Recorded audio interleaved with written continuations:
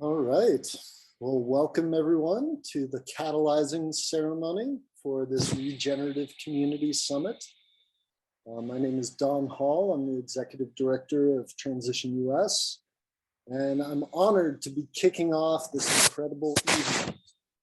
We will get to hear from one of my personal heroes, Joanna Macy, and learn about an exciting new 3-year ReGeneration Nation campaign that launches tonight. As we move into our final weekend of this summit, the what's next phase of our journey, I want to invite you to reflect back on the past 15 days.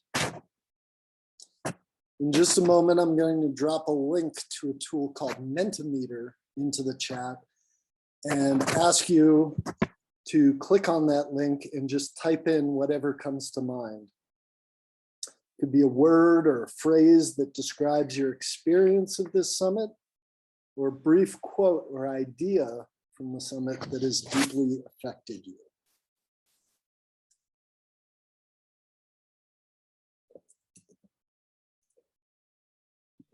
Brother Don, I just want to alert you, your mic might be scraping or something. We're having a little sound issue. Okay, I'll try to fix that. There's the link. So please do click on that.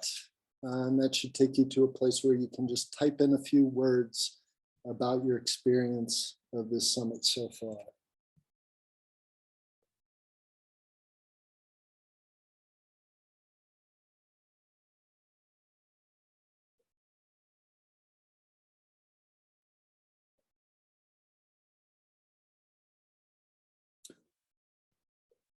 So as people type in their responses, you should see them pop up anonymously on your Zoom screen in real time here,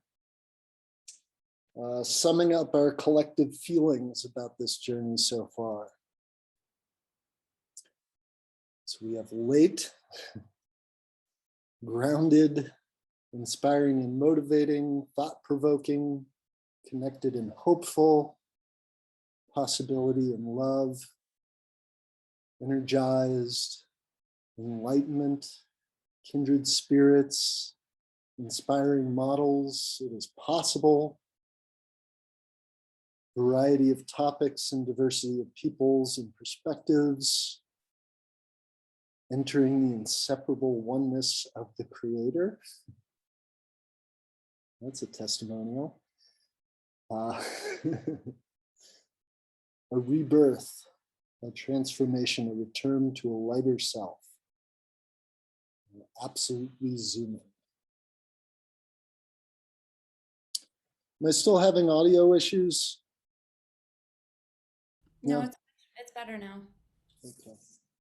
So beautiful. Thank you all for that. Continuing with the theme of gratitude, I want to take a few minutes now to thank some of the...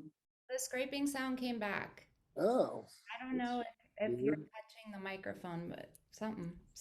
No, I'm just speaking into my laptop.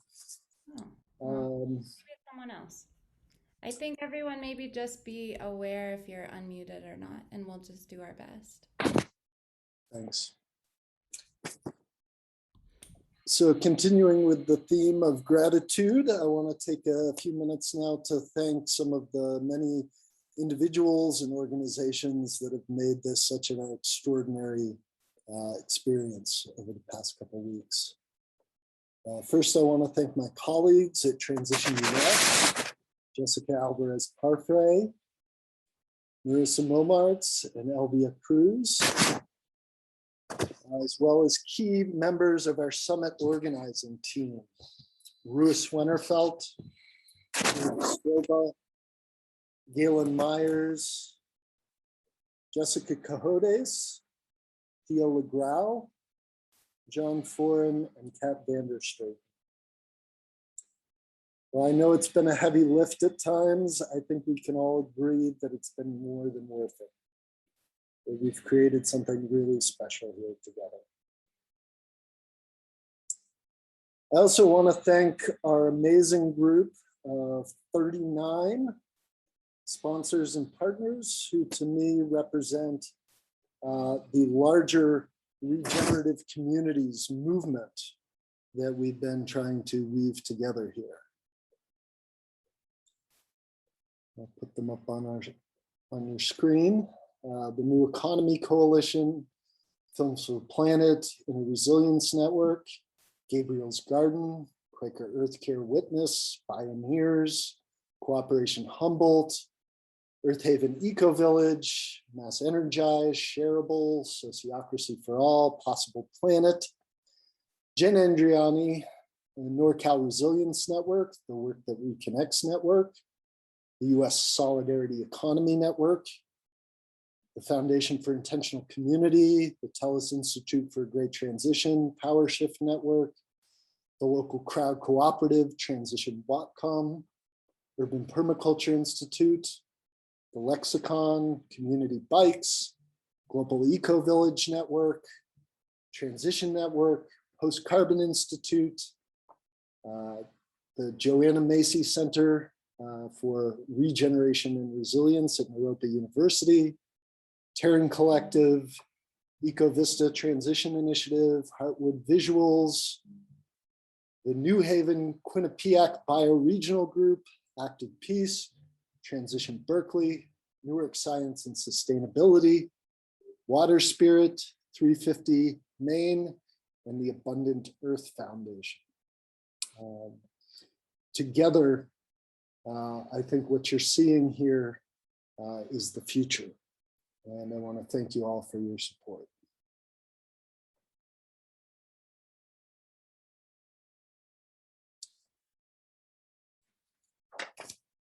So finally, I want to thank all of our wonderful presenters, too numerous to name, and the more than 1,000 of you who have showed up for this summit and participated in your enthusiastic participation and the regenerative actions you all take every day gives us hope that a better world is still possible. Of course, the summit isn't over yet. We have a fantastic program tonight. We have an open space on regenerative action coming up tomorrow, and an important session on bioregional organizing coming up on Sunday. And even considering all of the overwhelming abundance that we've had over these past 2.5 weeks, I've come to see the summit as really just the beginning of our next phase of work together. It's a crossing of a threshold into a larger world, where we are called to dream and act bigger, to collaborate much more widely, where hopefully our ideas and solutions will begin to capture the popular imagination, and the arc of history will start to tip towards justice and regeneration.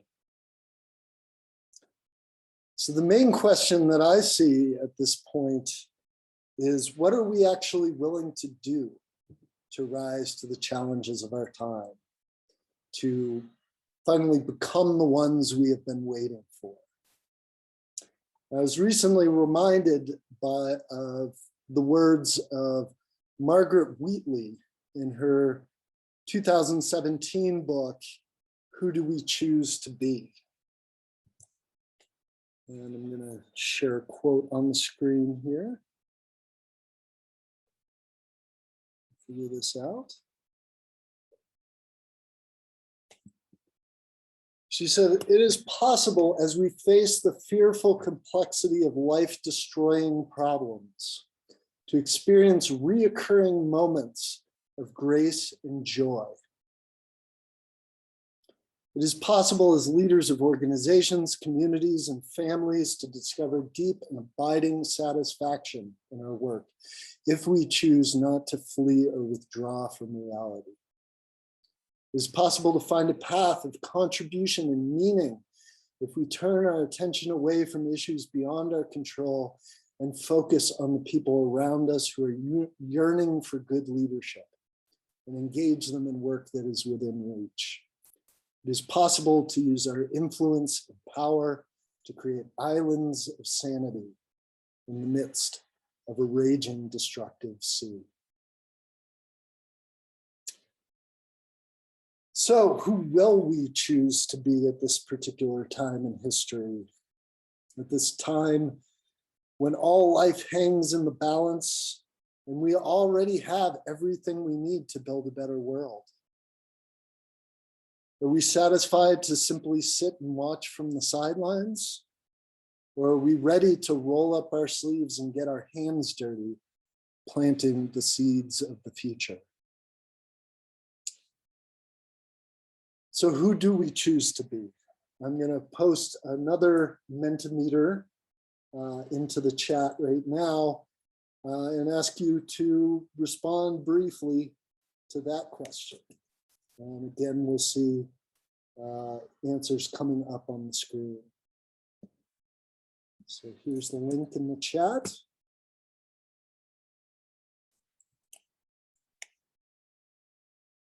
This is some serious Zoom tech ballet here.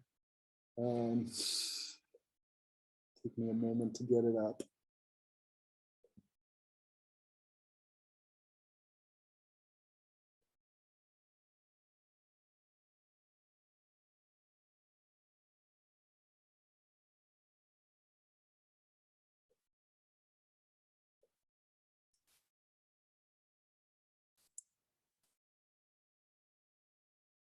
So here we go. A loving powerhouse. Honest, connected. Regenerators. Change agent. Alive and life affirming. Radical nuts transmuted into visionaries. Encourager, teacher, emotional healing coach. Real human beings, not compulsive responders. I think midwives of the new humanity, lights of hope. Enthusiastic accomplice. Models of alternatives to capitalist housing finance models. Connected to people I disagree with. Cultivators of eco communities, heart-centered leaders. So may it be so.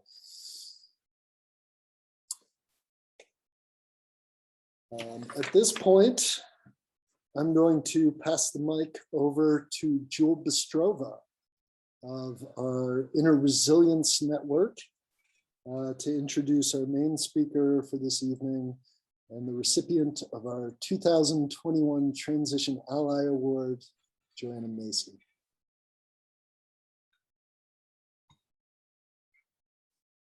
Thank you, Don. Thank you so much for allowing me the honor of introducing not only Joanna, but I also get to introduce Lydia, who graced our stage last Friday for our Artivist Night, and she has returned to be with Joanna. And during her presentation, I think they're going to do a kind of an interview style talking, and so that's really exciting. And then afterwards, Lydia is going to sing a song that she wrote for Joanna. So I'm going to introduce Lydia first, and then I will introduce Joanna. So Lydia has studied dedicatedly with deep ecology elder and Buddhist scholar Joanna for the past 12 years, learning how we can metabolize climate despair and eco-anxiety. She founded and runs the School for the Great Turning in dedication to the work of Joanna Macy and to create access to an education that supports the societal shift from an industrial growth society to a life-sustaining society. For 4 years, Lydia has also run the Music as Medicine project, combining traditions of community singing with Macy's work that reconnects. Lydia has led hundreds of groups in this work internationally, as well as conducted facilitator trainings and offered keynote addresses at conferences and festivals. Lydia is also an accomplished Iranian, Armenian, American multi-instrumentalist, weaving together American roots and Iranian folk music traditions.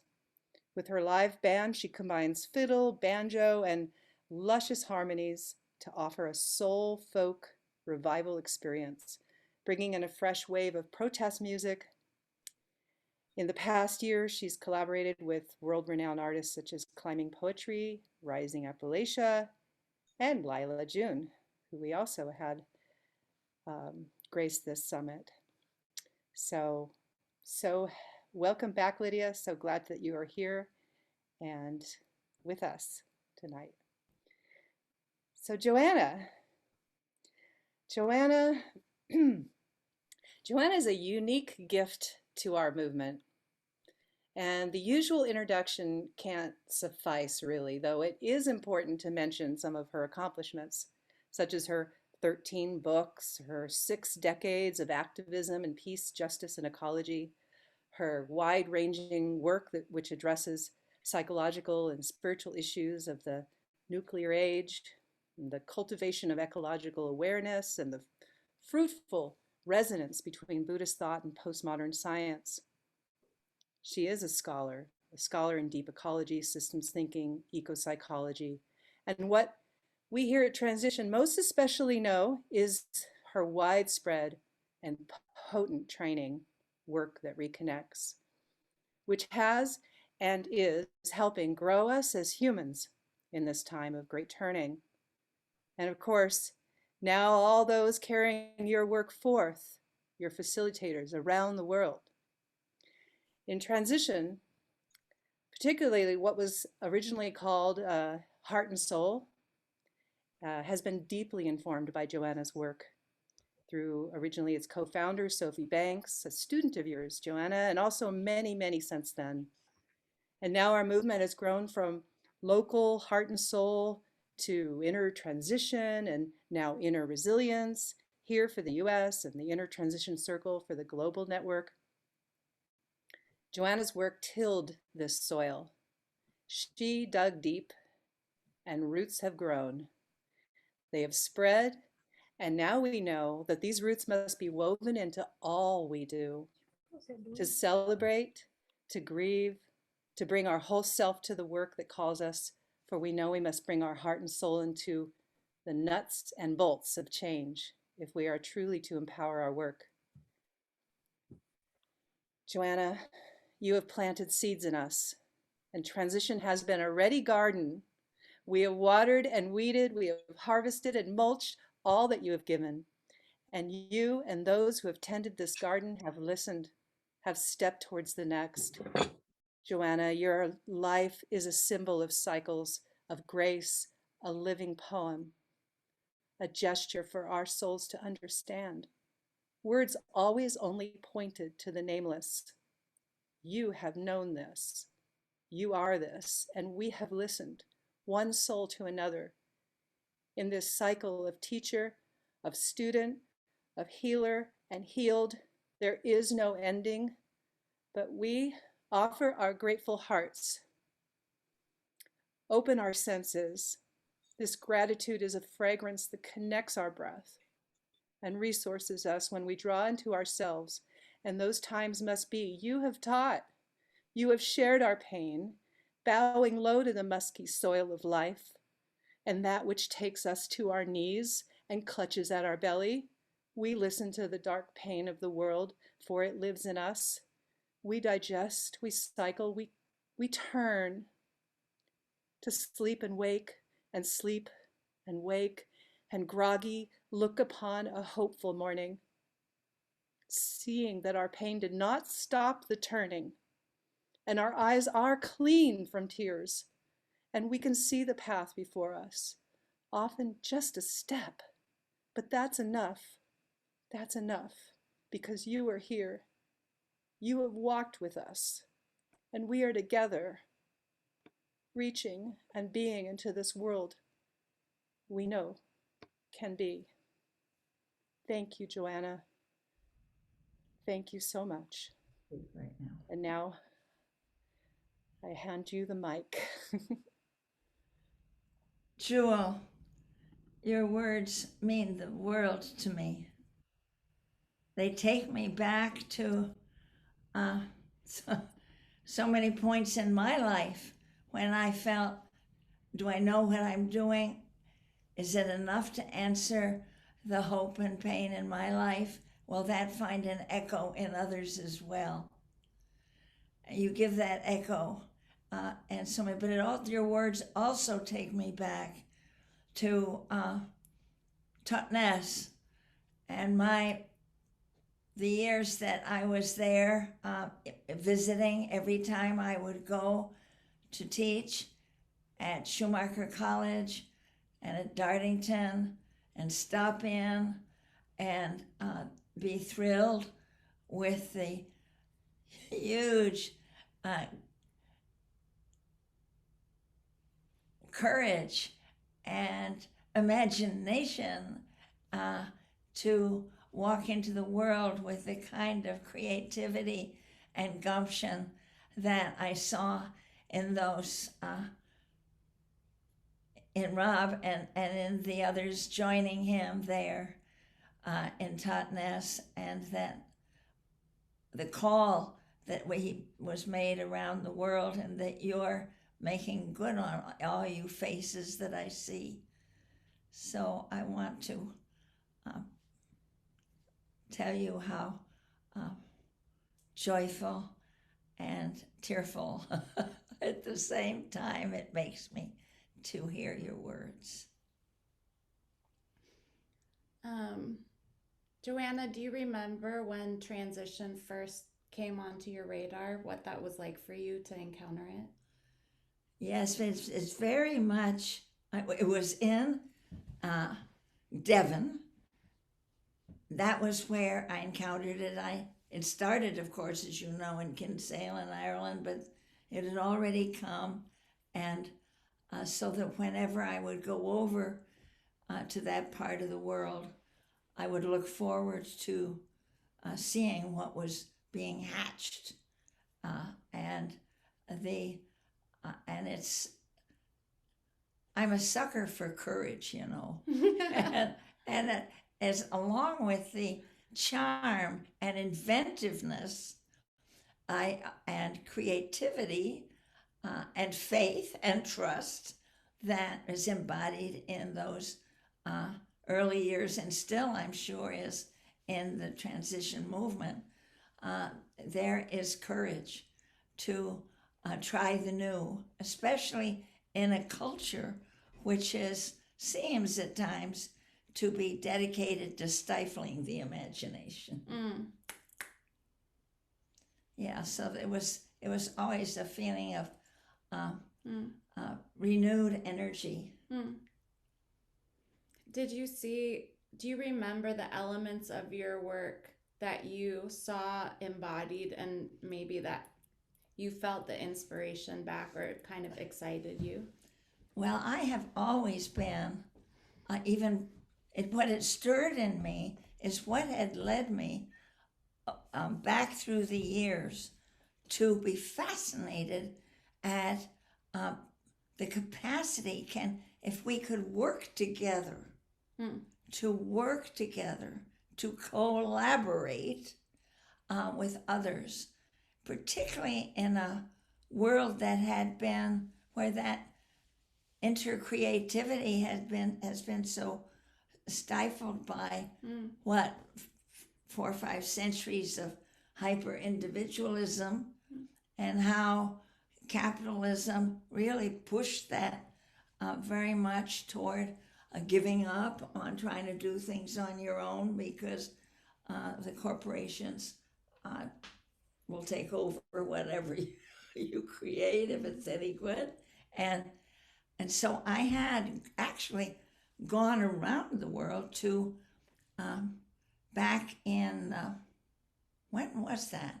Yeah, at the beginning of my work, so it was in the late 70s, early 80s, that I went to Sri Lanka to work with a Gandhian movement that called Sarvodaya, Shramadana, that means working together. Because I thought if something can capture the imagination and the heartstrings of people to actually work together, because this has been a lonely world Yeah. after these, and to find the creativity that gets sparked when you work together. So I spent my year of field work in studying just that, using the Gandhian roots, which are very similar to what's animating you all in the transition movement, I would guess. I've heard you say that your words for hope in your life maybe have been emergent properties. And I wonder if part of your excitement when you see a systems response, a living systems response, is because you know from studying systems that that emergent properties will be greater than the parts by themselves. Because it unleashes synergy. And I bet that each one of you, whose faces I can see here, can give examples of your experience of synergy, how coming together with one or two or a dozen brings something happening in your conversation, in your ideas, in your gestures even, that brings something to be that was not there before. As my co-author of Active Hope, with whom I'm working right now, he lives in northern Scotland now, and he comes from Brighton. Chris Johnstone. We're just handing in the second edition of Active Hope, and it's facing the mess we're in and discovering unexpected resilience and creative power. So that's and we're in it has gone, even in our work together, just two people together, there is so much juice and creativity and synergy. And I bet you've discovered that in your discussions, even your thinking together over these weeks of your, what do you call this last time? It's been a summer gathering, fall gathering. Conference. 2.5 week conference. Summit. Yeah, the summit. Yeah. And so that synergy, and then but anyway, very British, the way he puts it. You take 1 and 1. Do you get 2? Oh, you get more than 2. You get 1 and 1 makes 2 and a bit. And there's something about that understatement that is so British. But he makes that little bit sound very exciting. And my tendency has been to exaggerate, so we make quite a pair. There you go. It reminds me of when I was studying with Brian Swim, and he's a cosmologist and gravity scientist, and now he tells the universe story. I know that you know him, worked with Thomas Berry for a long time, and I was in grad school with him, and so he was talking about the long evolutionary story of the universe. And he said, now, before the 200,000 year mark, if you had looked at the landscape of the universe, which was all just teeny tiny plasma and things, and somebody had said atoms are going to happen, anybody with a common sense would say that's impossible. Atoms? No way. No way. Oh, absolutely not. Impossible with the conditions the universe was presenting. Yeah, and the transition movement? No way. No way. Impossible. But then the universe cooled to a certain temperature, and they always, when they tell scientific stories, they say it was the tiniest window of probability that the universe's mind, I think Gregory Bateson definition of mind, that genius, that the universe coalesced And after that moment, atoms went from impossible to inevitable. So what is going to happen now? Well, we have to show up for that impossible to happen, to become possible. And it's that emergent, I think that unplanned, the thing you couldn't see that came about because the universe was willing to collaborate with herself, to keep collaborating with herself, even in the face of impossibility, not knowing what was going to happen. And I think you've been very helpful in reminding us to not forget that and to allow our imagination to be fired up by that. We found that the coming together, you could come together with what you thought, what you think is the most thing you least want to talk about. To come together and talk about how discouraged you feel, to come together and talk about how hopeless you feel, to talk about your despair or anxiety. That's, of course, not the only thing we came to talk about. We talked about gratitude. But the gratitude grows from when you find that you can actually talk about what is most troubling and discover that it comes not from, you know very well what our culture does. Our culture tends to pathologize our feelings of anguish for the world. Oh, it must be some early neurotic pattern you have been coping with all your life. Or it must be that time of month, or it must be, the late stage capitalism and the industrial growth society has many ways of being able to avoid looking at the problems.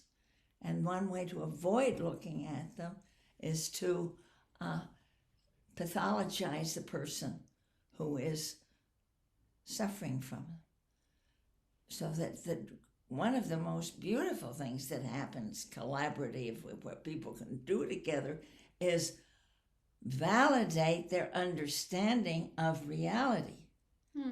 To be able to provide examples and stories and open-hearted sharing that is like music to your ears. People get so real so fast, and I know you know this because of your work with the work that reconnects as well. People never that, and so there's a solidarity that comes, and I bet you have experienced it too in the with your inner resilience. It means working together in groups, I imagine, but at any rate, what people can validate and experience, and the encouragement and the breakthrough thinking to discover that your pain for the world does not come from some suffering, some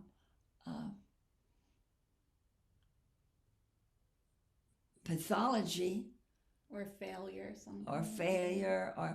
but it is actually an expression, when you get down, of your caring. Not from your craziness, but your caring. And the caring comes from a deep love. That's it. So it's a discovery that you're actually in love with life. And that can suddenly come out into the sunshine, into the light of day, and transform your life and bring incredible inventiveness, creativity, and courage, as you have probably seen as well. Well, that's what's been, I mean, I know you have this experience as well, but traveling to a lot of different communities and a lot of different countries and witnessing some of the common ground that comes when people simply speak about what hurts and when it's not pathologized and when the kind of cultural gaslighting of denial of the validity of it is stripped away, and what is present is actually, well, of course you feel that way. You care about what happens to the world and each other because you're an intricate living part of the earth. Of course you feel that way. And then that there might be tools around how to bear that together in some way, that you can still find energy to pledge yourself to life because it comes from that. Yeah. So that you begin. It's very hard to give a workshop without people falling in love with each other to some extent. I'm sure you have found that. A great turning dating service. I just have one more question personally.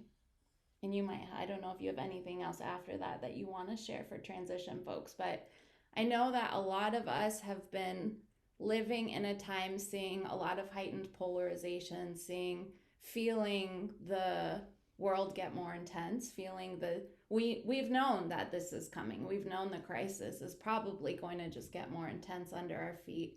And I'm curious for you, as someone who has lived into a 10th decade with the acuity of your heart and mind and witnessed the changes in the world, what you feel like the work that reconnects has to offer us still in these times, especially as things intensify.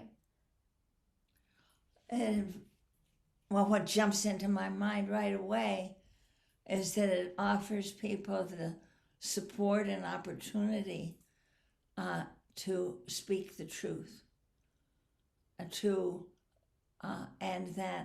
that is in a way that brings forth a depth of solidarity and intimate trust. Maybe trust is what we need, and it scares me, the amount of polarization that has followed on I can't say departure because he hasn't, but the removal from the White House of the 45th president.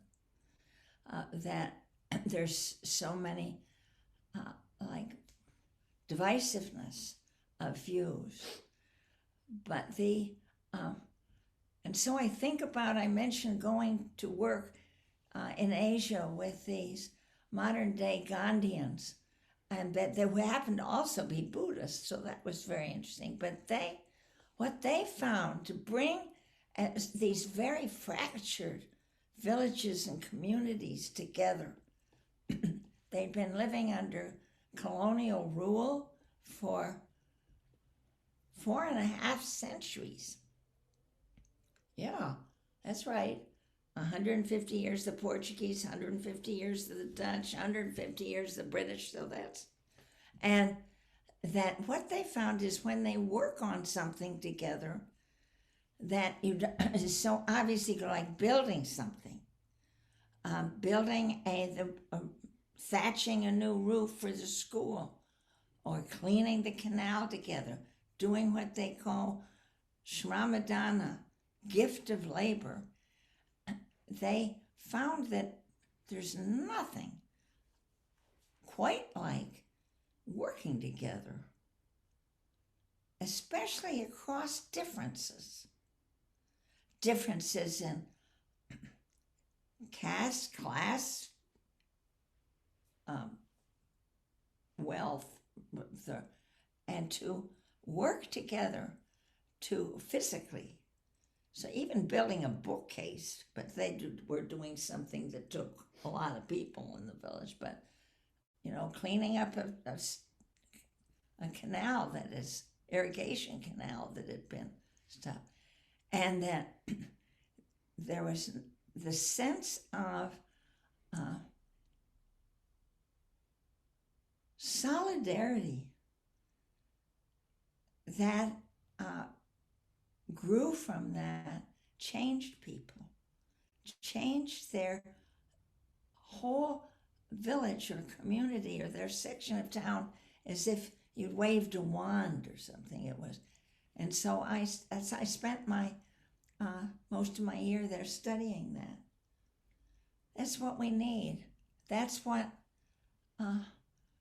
Transition US has already meant to some extent, I'm imagining, for you. A feeling of connection and solidarity.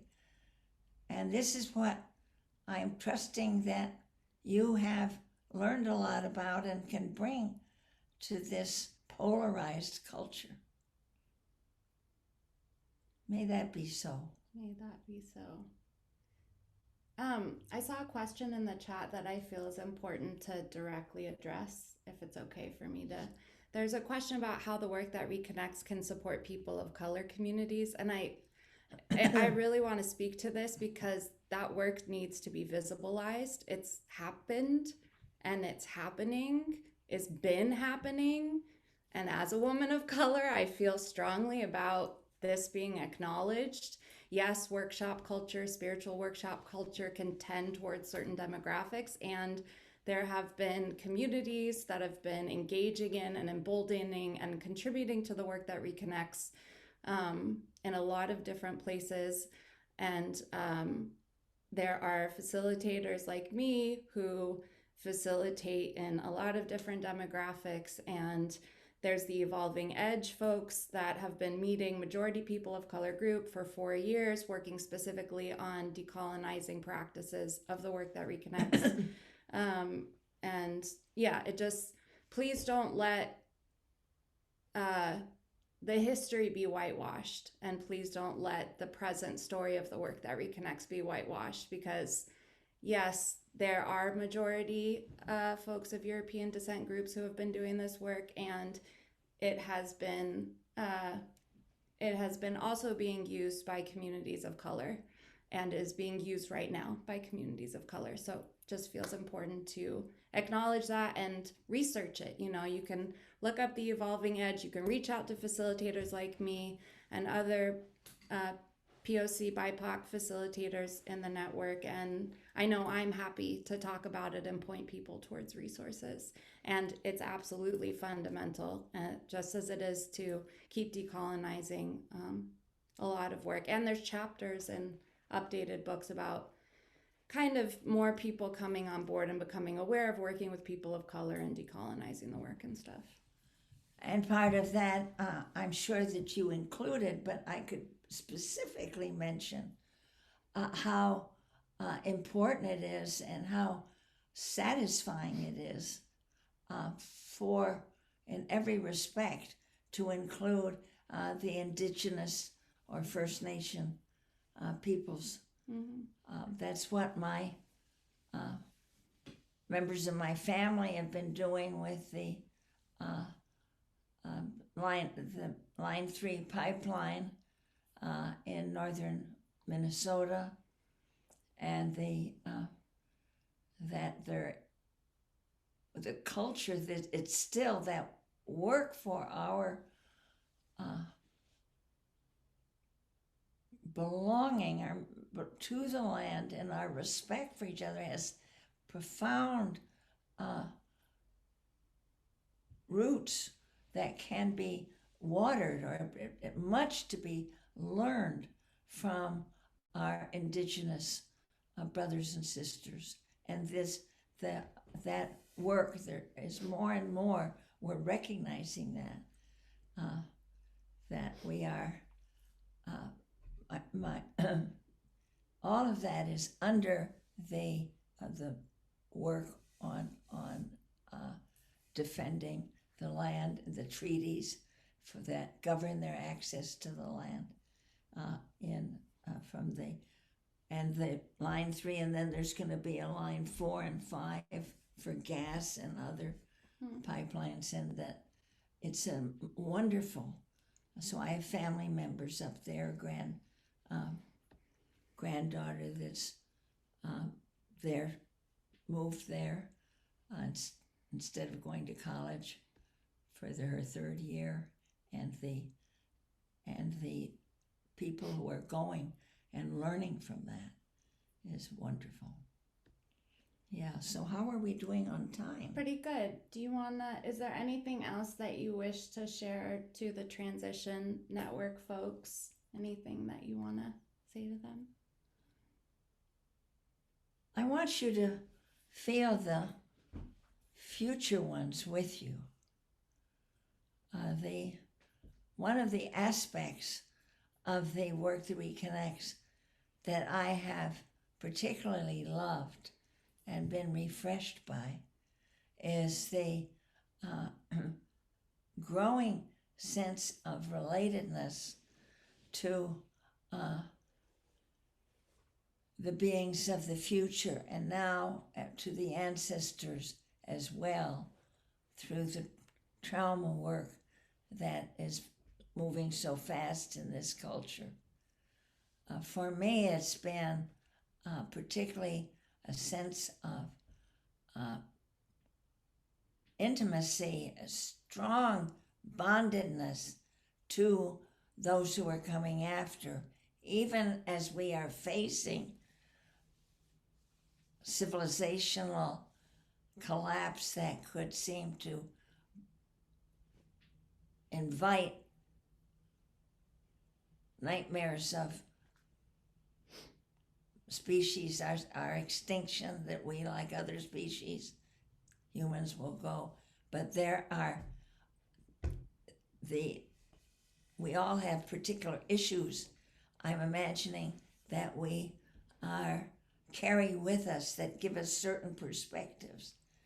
And for me, it has been a sort of fated preoccupation, if not obsession, with nuclear waste and radioactive contamination of our world, and that every atom that is in that radioactivity is say of plutonium, will last as long as the earth will last, as it changes into longer lasting contamination. And this has built up a sense of connection with those who are yet to be born. And to know that and to feel their support.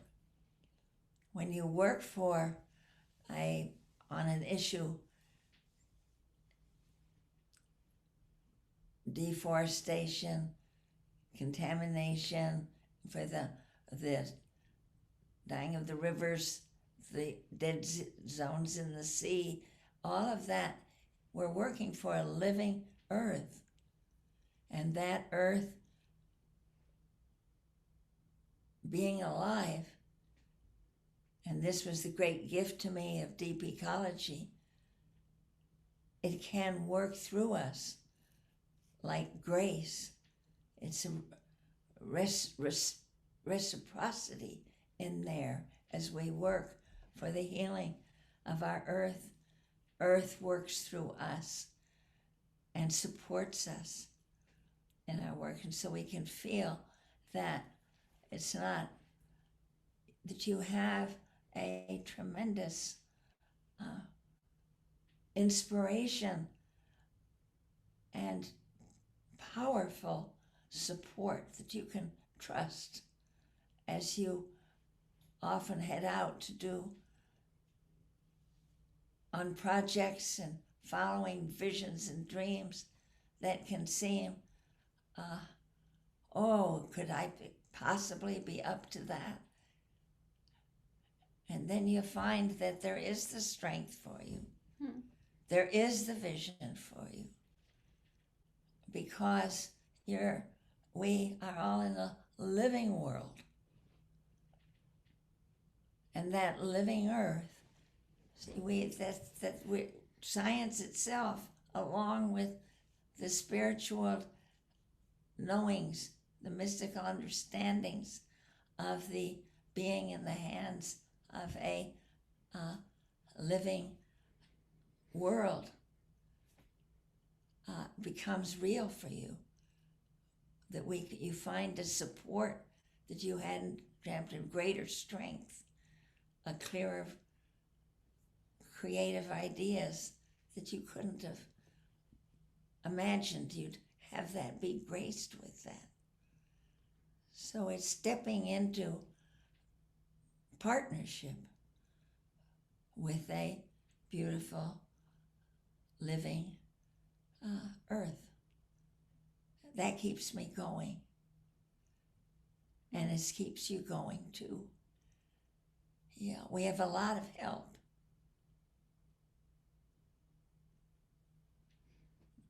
Thank you. Thank you to all of you for your ears and your listening. Beautiful. Thank you so much, Joanna and Lydia, and everybody doing this transformative work that reconnects all over the world, hundreds, thousands of people. I have time to say a poem. Yeah.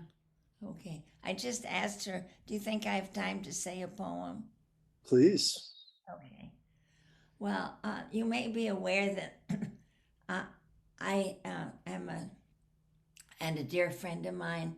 We co-translate. And it's also, even that act of translation is a collaborative act. And we have brought forth 4 books of translations of the German lyric poet Rainer Maria Rilke. And and this is a sense of one that I've loved, because it acknowledges, it's a sonnet that acknowledges how hard it is right now. Quiet, and this was written almost 100 years ago, just about almost 100, in the 20s, in the 1920s, soon before the poet's death. Quiet friend who has come so far, feel how your breathing makes more space around you. Let this darkness be a bell tower, and you the bell. And as you ring, what batters you becomes your strength. So move back and forth into the changes. What's it like, this intensity of pain? Oh, if the drink is bitter, turn yourself to wine. In this uncontainable night, be the mystery at the crossroads of your senses, the meaning discovered there. And if the world seems as hard to hear you, then say to the living earth, I flow, and to the rushing waters speak, I am. You are in solidarity, all of us are in solidarity with the living earth, through thick and thin.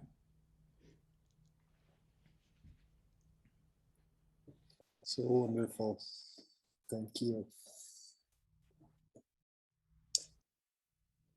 I know Lydia is going to play a song for us, but just before we do that, I'd like to announce that instead of giving Joanna some kind of corny plaque or maybe a golden statue for her award, we thought that it would be maybe more fitting, maybe more meaningful to create a scholarship fund for BIPOC and youth leaders to attend Work That Reconnects workshops. So that's what we have done. I'm gonna share the screen here. We created a form for anyone who is interested in applying for this fund to do so before October 31st. And once we have all the applications in, Transition US staff will review them and disperse those funds in November. And down here, there is a link to the Work That Reconnects Network website with upcoming workshops that you can look through and see what you might want to attend, and request whatever funding that you would need to do that. So we're very happy to be doing that, and I will post the chat, post the link to the form in the chat, and please do share it with anyone that you know that might be interested. So that's just a small token of our appreciation. Wonderful idea. Oh, Don, thank you so much. Thank you all. Absolutely. Thank you, Don. And maybe we can be in touch about, rather than, I think it's good for applicants to choose which one they want to go to. And also they might want some more information about who the facilitators are. And it's linked there. Yeah, and like the backgrounds that they have. So maybe we can be in touch about that. Actually, yes, quite a bit is provided. Links to the background. Some of it, yeah. Okay. Yeah. Can't find out too much, it could be in best. Is it time? Play for us. Okay. I am going to play a tune. So when I was in Scotland with another facilitator, anti-nuclear activist, Eileen O'Shaughnessy, 2 years ago, facilitating, we wrote this song, and it's become a bit of a deep ecology anthem. We wrote it for Joanna, and we imagined we were doing the 7th generation exercise. And just 2 minutes of imagining that, this song came out. And so in the beginning part, when you hear questions being asked, what emerged was, it's me as a current day human asking the questions, and then Gaia responding, I've always been right here. So that's just so you know, that's where that comes from. It's called Let the Land Sing. It's not recorded yet, but when studios are open again soon, it will be.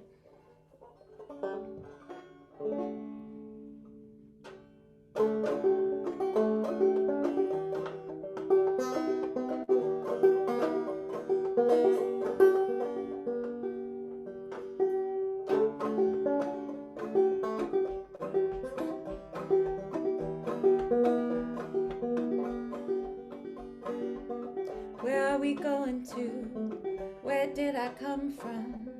What does it mean to all be bones under the same old sun? I've always been right here. What is it that we hold? Can you tell me? What is it holding my feet to the ground as it shakes? I've always been right here. So let the land sing through you, like the rolling holy. Let the land sing through you, yeah, like the rolling holy.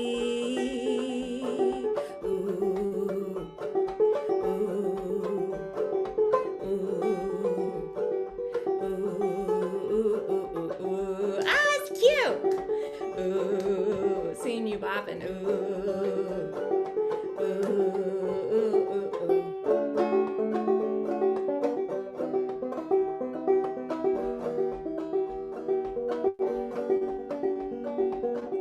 Trees, my lungs, miss my breath. That moon is blooming in my chest. Ooh, ooh, courage, my love. Your roots go deep, down deep. scrambled stardust and mud, make up our own bones and blood. Ooh, I've always been right here. So let the land sing through you, like the rolling holy. Let the land sing through you, like the rolling holy. And then they came with their torches and their guns, and so my friends gathered one by one, by one, by one. I asked the spider how she weaves her web, and she replied, my dear, thread by thread, by thread, by thread, like ancestors with songs in their packs. And they became us, track by track by track by. What is the mud that made you? What is the mud that made you? What is the mud that made you? I love the mud that made you. What is the mud that made you? What is the mud that made you? What is the mud that made you? So let the land sing through you, like the rolling holy. Let the land sing through you, like the rolling holy. Oh, let the land sing through you, through you, through you, like the rolling holy. Let the land sing through you, like the rolling holy. Ooh, ooh, ooh,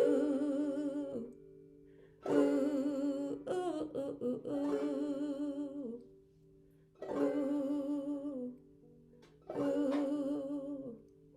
ooh, ooh, ooh, ooh.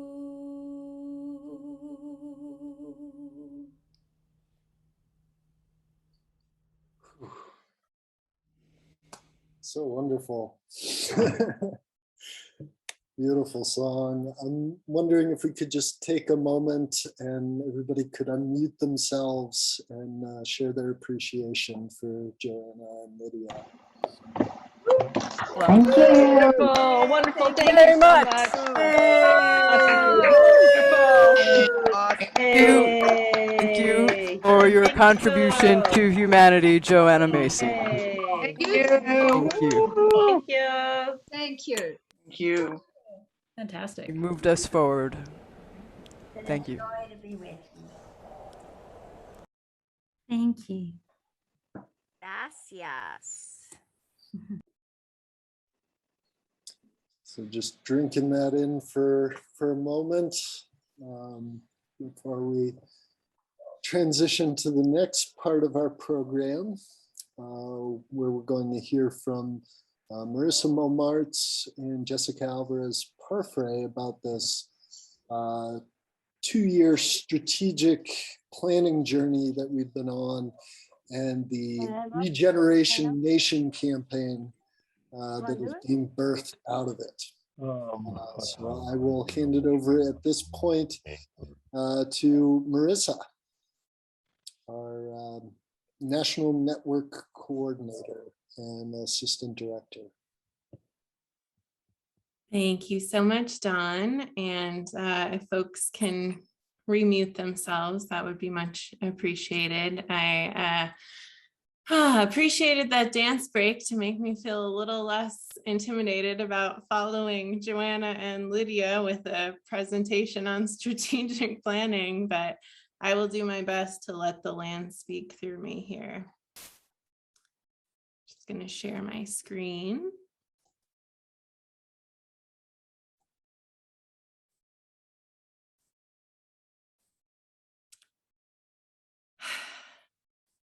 This is not going to be your typical strategic planning presentation. We are on a journey to a transformation to becoming a more just and regenerative network and movement.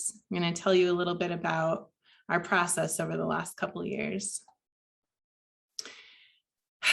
We have been digging into some tensions, questions like, what kind of leadership is needed to bring this work forward during this critical time? And is Transition US as an organization still relevant? We have cultivated extensive input through more than 60 interviews and surveys with movement leaders and a series of 12 national network strategy conversations over the past year and a half.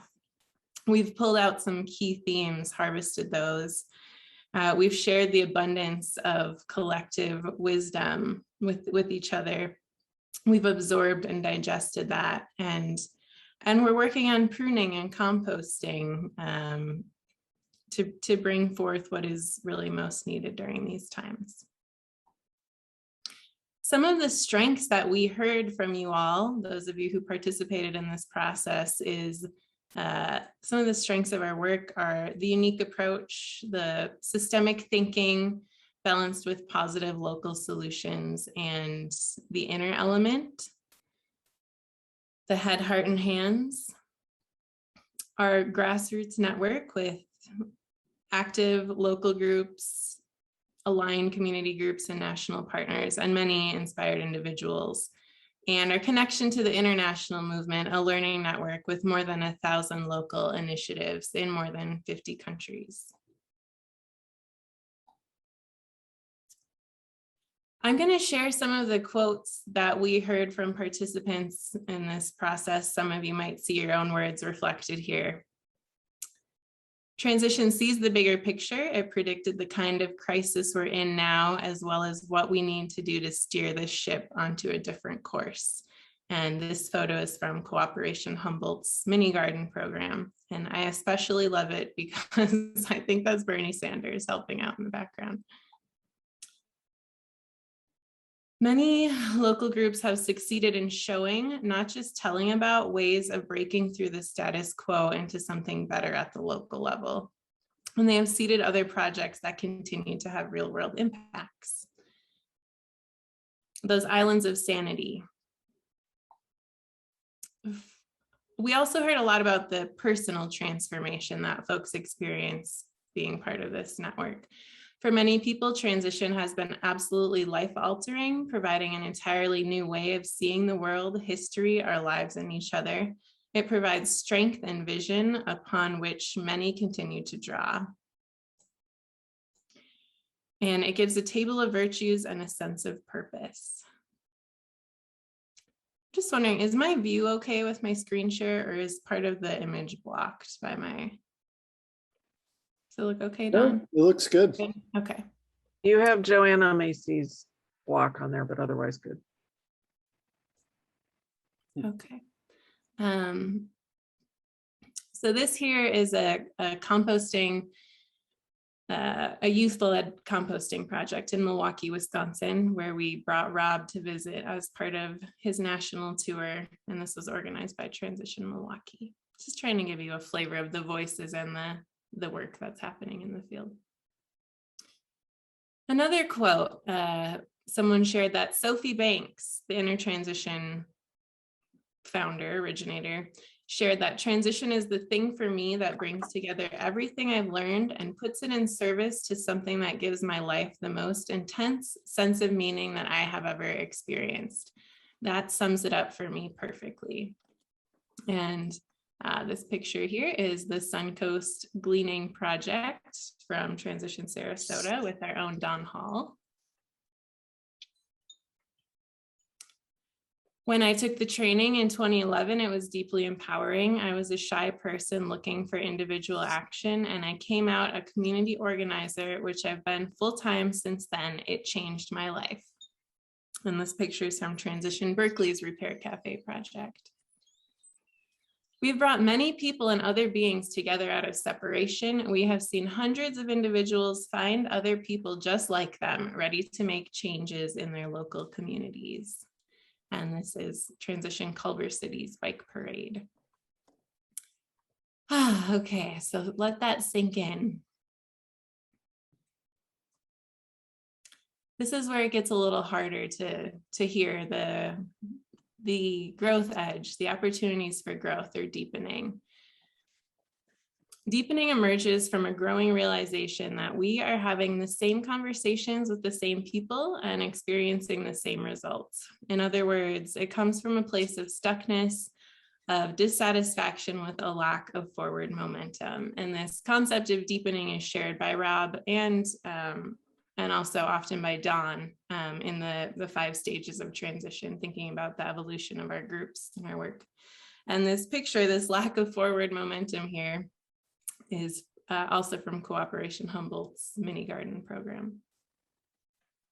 So we've heard from you all, and this is not a surprise to us at Transition US, that we need to grow the movement and deepen our collective impact, that the rate of change is too slow relative to the rate and scale of the crises we're facing.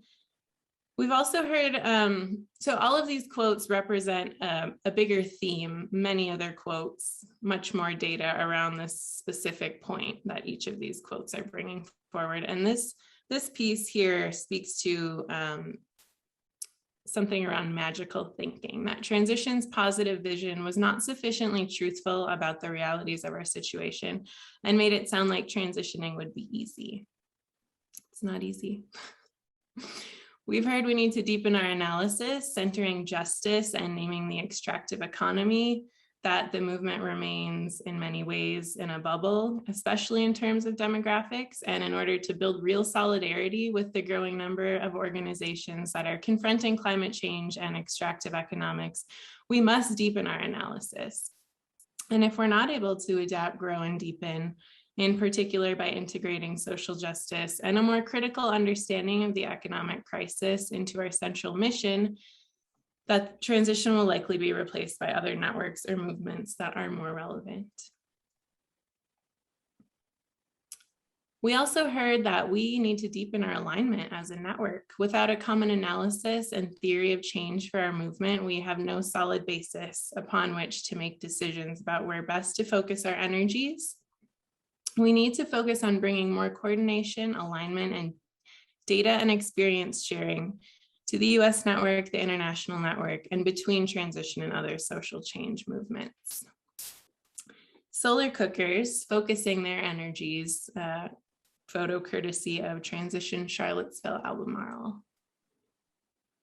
So what are we doing with this information? We are strengthening the grassroots network. We will be enhancing support for new and emerging local groups, doing a better job of connecting local groups to each other, and developing national campaigns and partnerships, collaborating with local governments, supporting demonstration sites, leadership development, engaging youth, economy and regenerative livelihoods, and uplifting the inner resilience work. And these are all things that we heard from you through this process, from participants in our strategic planning work. So my talented coworker, Jess, made this beautiful graphic here.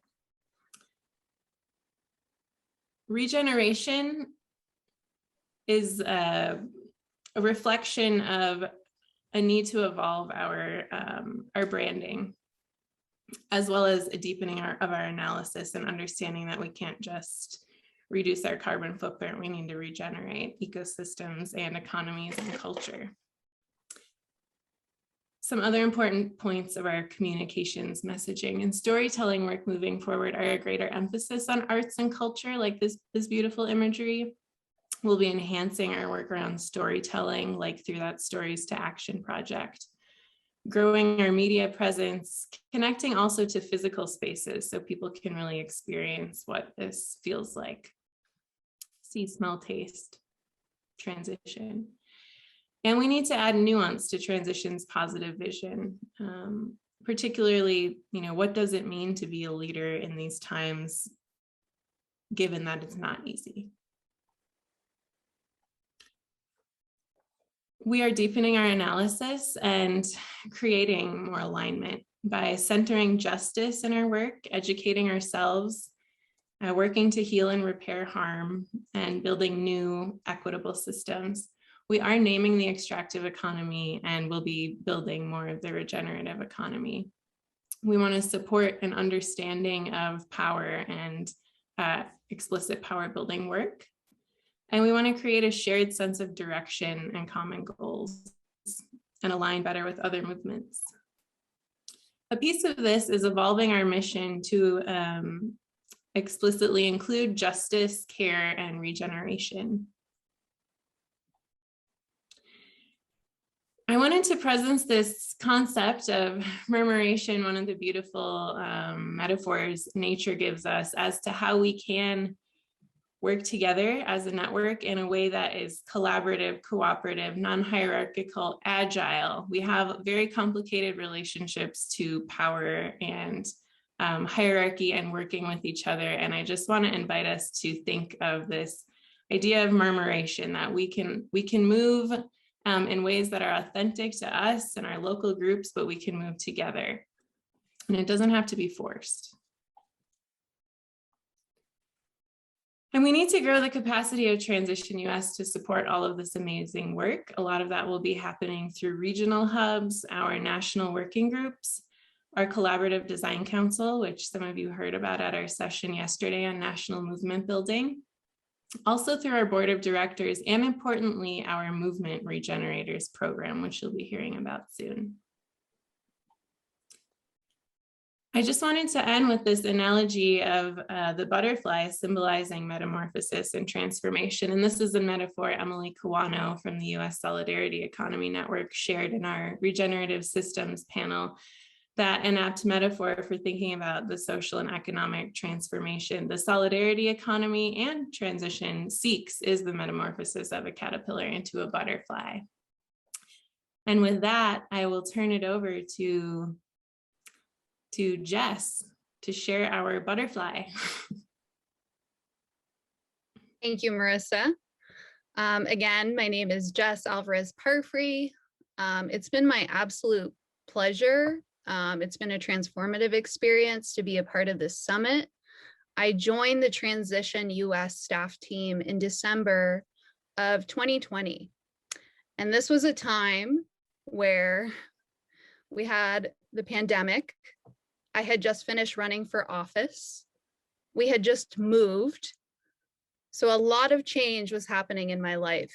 And I feel it in my bones that it was absolutely like in the stars for me to align and connect with such an awesome group of folks with Transition US. And we're growing.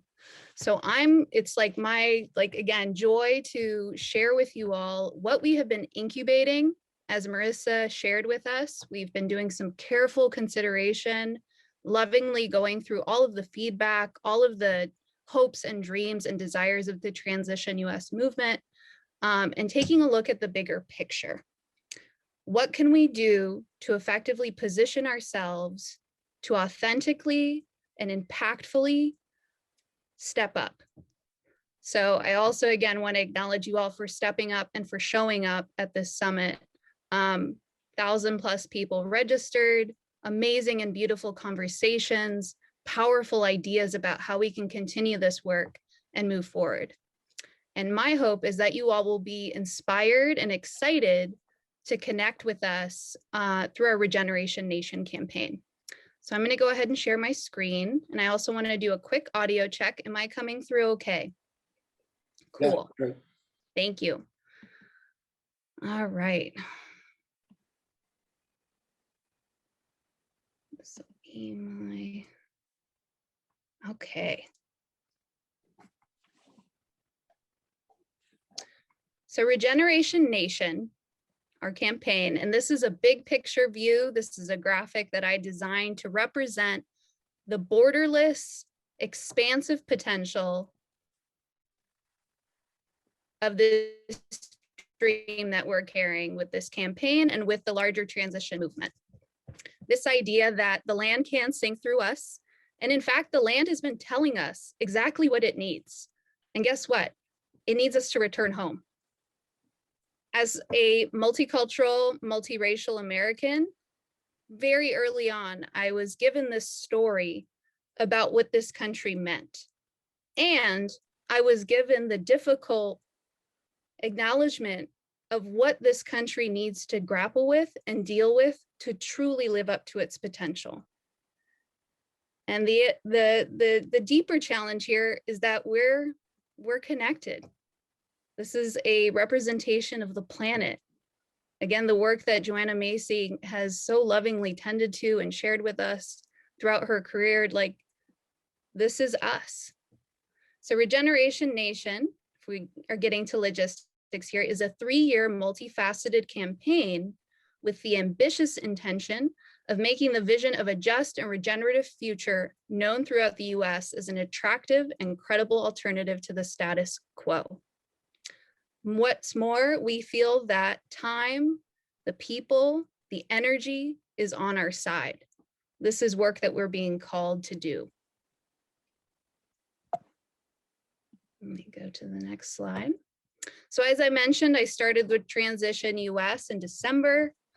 And throughout that time, I was working with some amazing folks through Zoom, planning, dreaming, thinking about all of this amazing work, ways to step up and better support this network that has been with us for 10 plus years, and thinking about what this next wave of transition could look like. And I was absolutely so excited to get the opportunity to finally meet some of my staff mates in person. So these are some pictures here, myself, Dawn and Marissa acting silly. We had spent some time camping, sitting in the company of ancestors, of elders, of trees, of rivers, listening to the land and listening to what we knew was already true in our hearts. And this is kind of the origin and birthplace of the ReGeneration Nation campaign. It wasn't something new, it was just this perfect coming together of all these different pieces. And I also want to acknowledge this beautiful park in Paonia, Colorado, where Marissa lives, and she was gracious enough to host us. We sat here and we did some amazing thinking together, and we were watched over by these beautiful maple trees. And maple trees give us sweetness. It takes time, it takes energy to really get that sugar to where it needs to be. So it makes me think of the fruits and the sweetness that we're going to taste and all the work that's gone in to produce it with this campaign. I also want to really acknowledge Elvia Cruz Garcia, our communications and outreach lead. As we were growing, we were taking time to really sit with our strategic planning journey. Elvia came to us and just dutifully jumped on board, jumped into the deep end. She started in July and is responsible for creating our website for the summit, doing a lot of the important outreach and communications to keep you all updated. And anyway, we're a family. So I'm so grateful to have you with us, Elvia. So coming off of that time together, we felt this resonance, this plan, this idea, ReGeneration Nation. It just had a ring to it, right? We're feeling super energized. And the baseline, and I'll give due credit to our executive director, Don Hall, he's like, we just need to make regeneration a household name. This is an idea that we keep coming back to be on the side of life. It's that simple. How do we spread the message? There are already folks who have been doing that work. What can we do to catalyze, to help that happen in divine time? So again, the mission to rapidly increase the visibility, capacity, and impact of the regenerative communities movement at this critical time.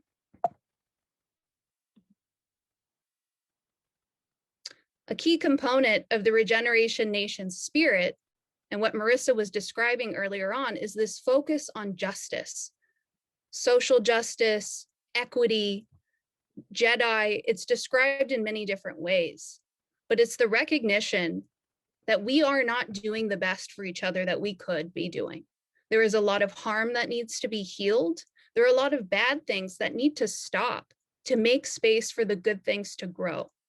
There are resources that could be diverted away from things that extract and oppress towards those that heal and care and allow us to collaborate.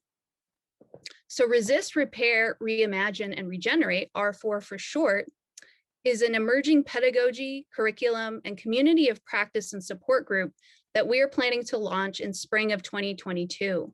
This is building off of our previous work with our social justice community of practice and was deeply inspired by the existing leadership and work of frontline communities and organizations that are centering the needs of those who are most impacted by the harm, and who are also coming up with some of the most innovative solutions that we need to take us forward. So R4 can also be a mantra, a protocol, a feedback loop that can support a more intentional and holistic approach to our work and community. Again, we need to stop the bad things. We need to repair the things that are broken, absolutely including our relationships. We need to reimagine new ways of being and doing things. And we can regenerate, we can grow. Life is on our side. R4 is also a national week of action that we are hoping to kick off in fall of 2022. We have some big plans for that, and we would love your support and your ideas. If you're excited about that, please email me or Marissa and we can talk. I also want to acknowledge that our R4 framework, that mantra, is definitely borrowing from and building off of work that is existing. I want to give due credit to Movement Generation and their Just Transition framework. We had Gopal Dayaneni from Movement Generation join us for our Just Transition panel. And I remember him saying that he was a little frustrated that we got stuck in just transition. He's like, what's needed is so much more. It's not just transition. It's a whole scale transformation of how we live, work, relate to each other. And so I offer this graphic. It's a really great way of visualizing how we need to stop the bad to build the new. We need to regenerate. Resist and build is also a phrase that has been popularized by the US Solidarity Economy Network. And you all may remember that Emily Kawano, who's a board member, was with us for our regenerative systems panel. So the movement is growing. That message is there. How do we sing together? How do we collaborate and work more cohesively? The journey of this just transition requires deep transformation, adaptation, reparations, re-indigenization, and reclamation.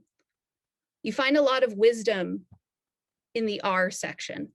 Also the C, community, collaboration, co-create. All of those things are needed. Add whatever adjectives that you feel have come through during the summit and through your own reflection and work about how we reimagine and rebuild our world. We need all of it, and we need you. So ReGeneration Nation, here's a bit of a menu kind of describing the different components of the campaign, which is again, multifaceted. Transition US looks at the big picture, how things interact in systems. And so we took that thinking towards our planning and design of this campaign.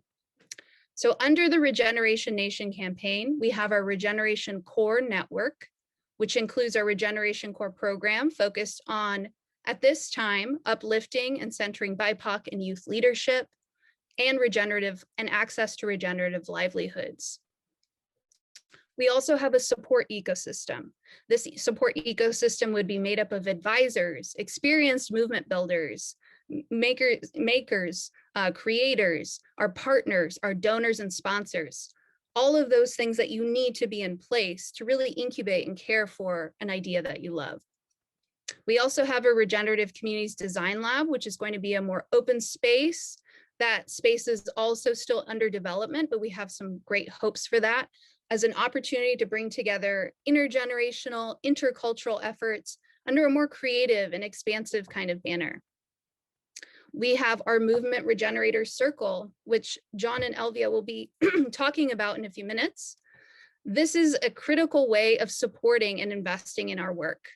We're doing a lot. We have a relatively small team of folks that put together this epic summit, and we do need those resources to help us keep moving things forward.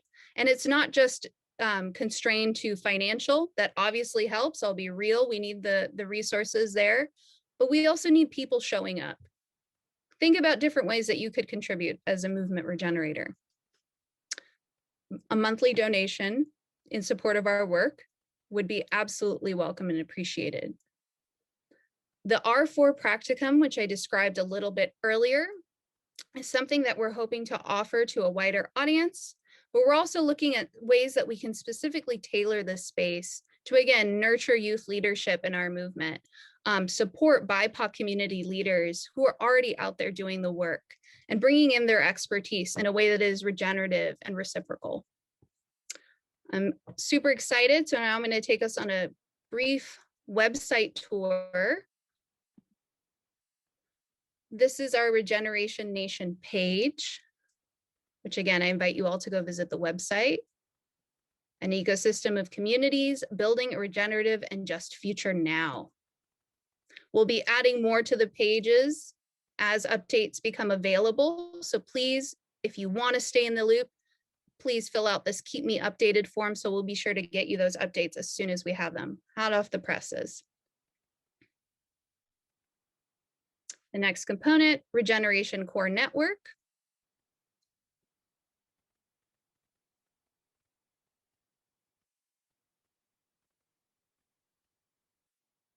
And one of the really critical roles that we want to have. So our intention with the Regeneration Core program, which again is going to be focused on uplifting youth, BIPOC, and other emerging and underrepresented leaders, we need folks who can help community members connect to opportunities for employment that are regenerative, projects that they can link up with to support their movement building work. And so we're needing site hosts. And we have a site host interest form here on the website that we invite you to fill out and take a look at and see if you are part of a community that would be open or excited by the idea of hosting a Regeneration Core member in the future. Again, there's a lot more in here, so I invite you all to go take a look. And then next, which is still under construction, but I'm super excited for this space. And I'm really remembering the energy that we felt during our Artivist, our evening of Artivists. We really want to bring that energy forward into a space that again is inclusive and is able to bridge across generational and cultural divides and help us come up with the creative and innovative solutions that we need. Again, we have a Keep Me Updated form. If you're excited by what this space could mean for you and you'd like to participate, please fill that out. Let me go back to my slide.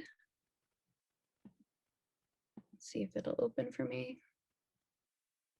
I might have to stop share really quick just to go back to it.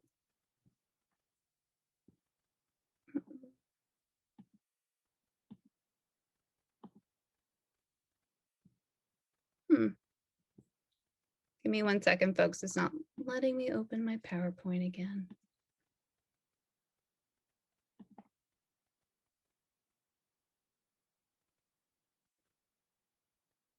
Okay. Thank you for your patience. I was on a roll. My last slide here.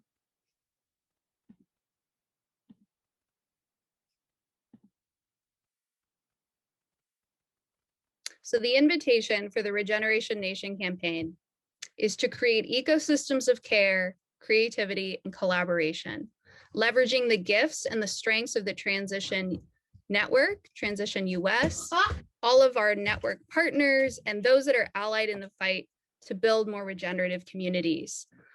This is ReGeneration Nation, and we hope you all will join us. Thank you.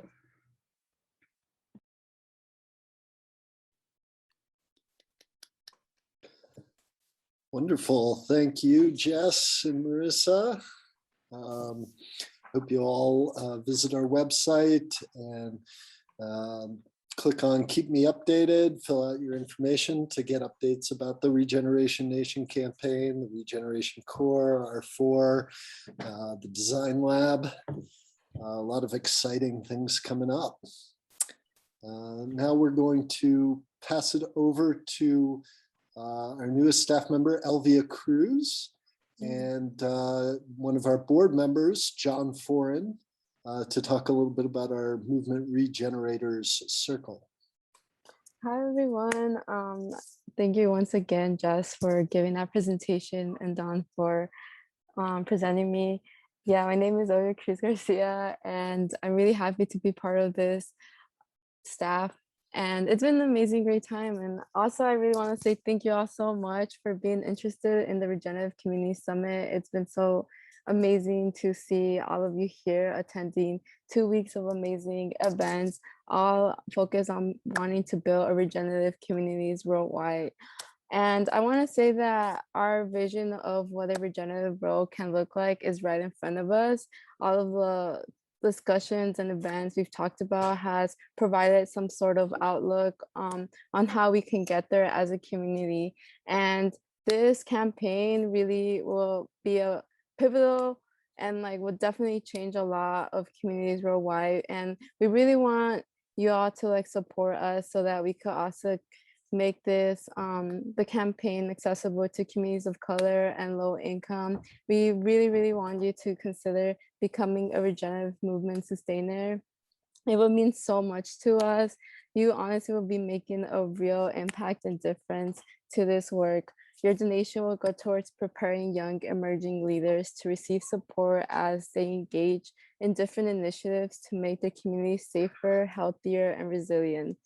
As a young person that cares about climate issues, I've been really like on this journey of healing, of like learning more about how can I help others, how can I like empower myself. And through that I've noticed that there's like some programs out there that help people, especially young people, to have resources to like be able to get a job, to work within the environmental sector, the climate justice sector. But in reality, there's not as much as we would like to. And honestly, I'm really grateful to be working as a paid staff. And I would definitely want like other fellow classmates, fellow people that I know organizes, but a lot of the times we don't get paid for our work or our labor due to like shortages in funds and like either local governments or like other nonprofits. So I like definitely think like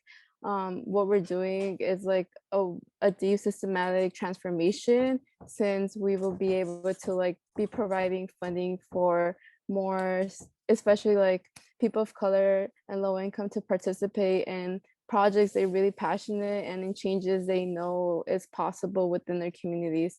So I just want to say thank you all once again for attending all of our events. It's been so amazing just seeing how many people care, and it definitely, yeah, definitely will make a big difference. And I would definitely like appreciate you all if y'all share that with our campaign with other like friends, families that you all think will be really interested in making a difference. And I really hope that y'all could continue coming to our events. And I also will be sending out more newsletters. So just saying, like, if you ever read our newsletters, know that I help put them together as well, like with our staff. And like we really want you all to like I guess like I really would like for us to have more of a genuine connection. And like feel free to like message us or reach out if you have any like thoughts or anything that you all want to express through our newsletters to our bigger to everyone else that attends here. So I just want to like be able to help make a stronger community within the transition US movement. Thank you all so much for your time. I feel like I ranted. But John, if you have any other thoughts, if you want to share. I feel so moved by all of this, and I'm so grateful for who's had a hand in co-creating it. This is a revelation, and I consider myself on the inside of things, and this is new territory, folks. This is the future period, actually, because we're at a momentous crossroads. And that's true in transition, and it's also true as a global community. And it is up to this generation, that is everybody on the earth right now, living in this moment, to do this work that we're called to do. Thus, the stakes are quite dramatic, epic, and full of meaning. And opportunity. So it's already been said, I'm not a good salesperson, but we need everything that you want to bring to this, that you want to contribute your time, your ideas, your collaboration. And yes, we will need some money to change the world.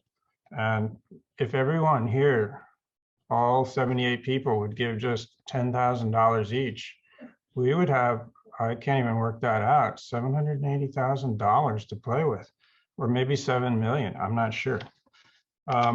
It is relevant because I did join the board of transition a year ago, which gave me, made me privy to some of the financial aspects of this organization. And I can tell you, I was shocked by how much is done in Transition US. And it's literally, it really is a shoestring. And I could only like imagine that, you know, if this little organization had that kind of support that had 3 times or 4 times the budget that it's working with right now, and I think it's a fair and reasonable goal to have, we could make everything that you've just seen come that much closer to reality. And so, you know, let's do this then together with love, with for life, with and for each other. And remember, let's have fun, great fun, while doing this all together. Peace back.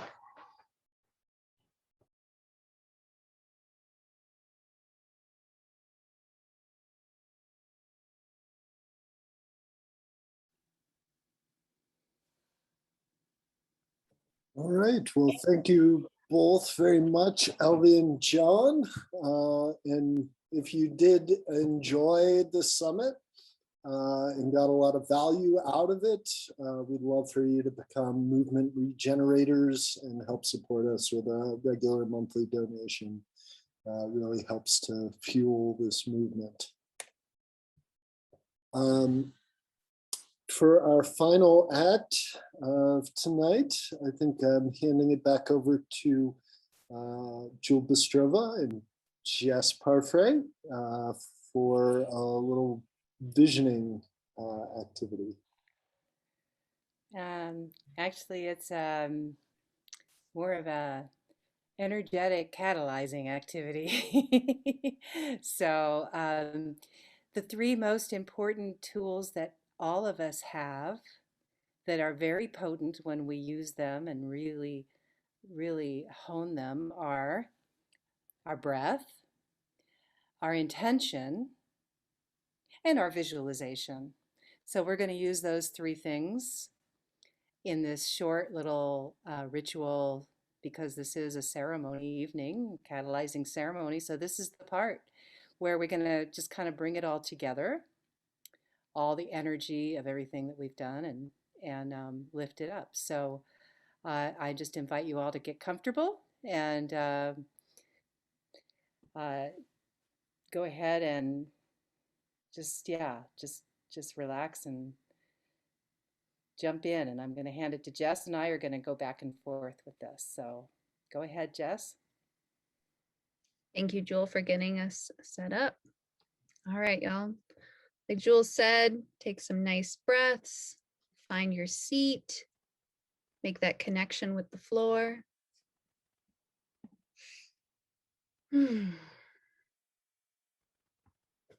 So we built up a lot of energy, learned new things, were inspired and moved, built new relationships, birthed new ideas, and maybe made some plans for actions. Tonight, we have shared some ways we can work together going forward. So it's to pause, step back, take a moment of sighing, letting go, a breath of relaxation. Let it all settle in for a moment. Breathe it all in. See all the energy from all that's been shared, nourishing you. And a few more inhales. Keep gathering your energies into yourself. Breathe in your intentions, What have you felt moved to do, to try, to learn to connect around?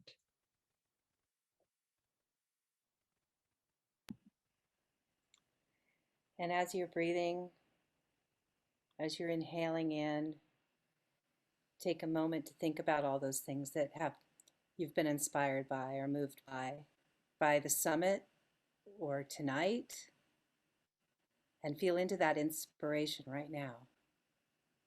Maybe it's a tingly feeling, or warm, or calming, or energizing. Whatever it is, just take a moment right now to feel how you have been moved, in what ways you have been moved. And feel that in your body, in your heart. Then feel these intentions, this inspiration warming you, getting more vibrant and alive within the center of your being.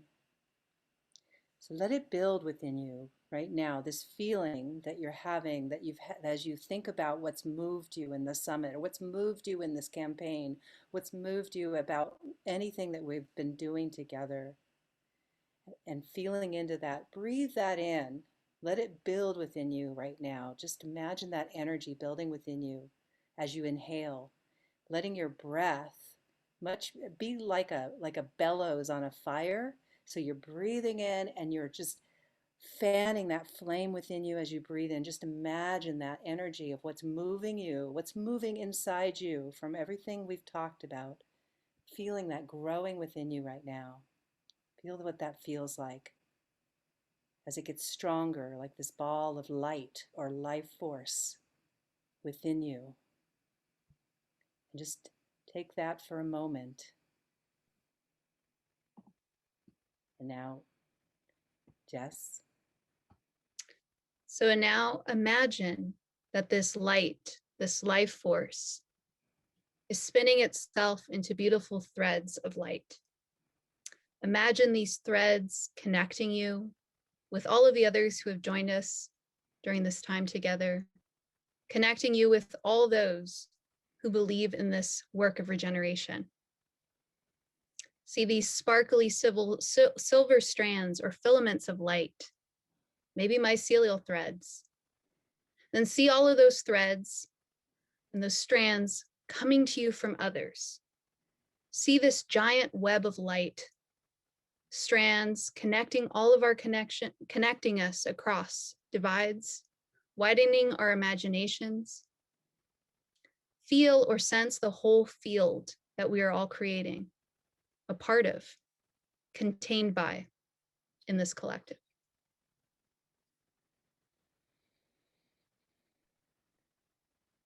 It's going back to this ball of light within, breathing in a couple more times, fanning that energy with your breath and your intention, that feeling of vitality within you. Breathing in.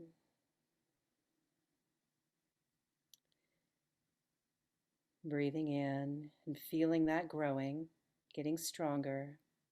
And now we're going to come together in one unified intention to express, to uplift, to amplify all the good that has been shared, and to offer it up in trust to the intelligence of life, that it will be used for the greatest good of all.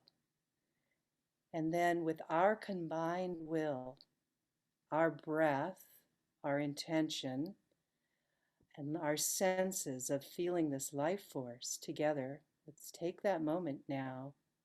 And as we breathe out, we're sending it out to this web that Jess just described, these strands and these connections that create this beautiful sparkling web that we are all part of.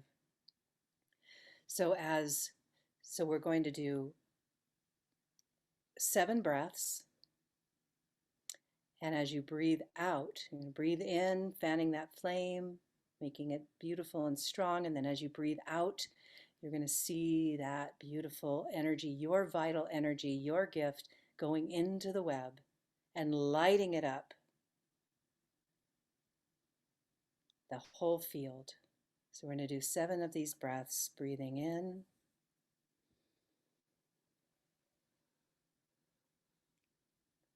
the energy and out to the web. Breathing in,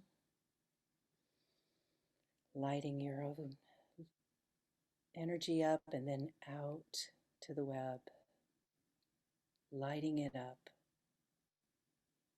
And as you breathe out the next few breaths, next 5 breaths, make a sound if you'd like. Whatever is a sound that wants to come out. Our voices are very powerful for carrying this energy out into the web. So just go ahead and allow your voice to open up. And breathing out. 3 more breaths. Breathing in, breathing out to the web.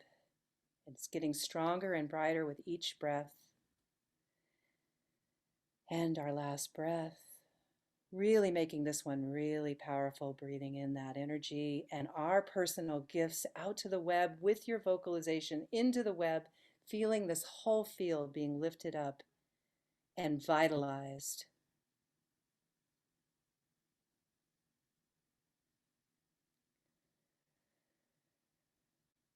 And now we take a quiet moment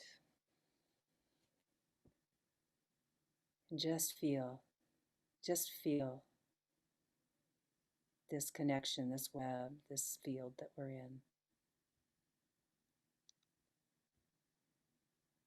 And in one moment, we will all unmute and together we'll say, "Let it be so."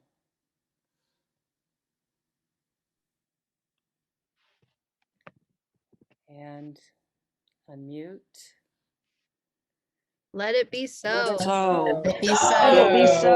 Let it be So. Let it be so. Let it be so. Everyone. Let it be so. You and Let's do it. We will do it. To cap off, I have a few words of just to close the whole energy of what we just did. While we may yet break both for the beauty and the grief, let us break open that new sense that we may enter and be transformed. And though we may set our sights and our passions, our tasks, nothing less than all we have to give, and we are reminded always, yet it is our hearts that take the wing and lift us where we long to go. Thank you all. Thank you. Thank you. Thank you so much, Jewel. That was beautiful. And thank you, everybody, for being here this evening. And go forth with that intention into action. And we will be having an open space on regenerative action tomorrow. And a session on regional organizing on Sunday that will help us to do that. So I hope to see you all there. All righty. See ya. Bye. Good night, everybody. Bye. Bye. Bye. Bye. Thank you.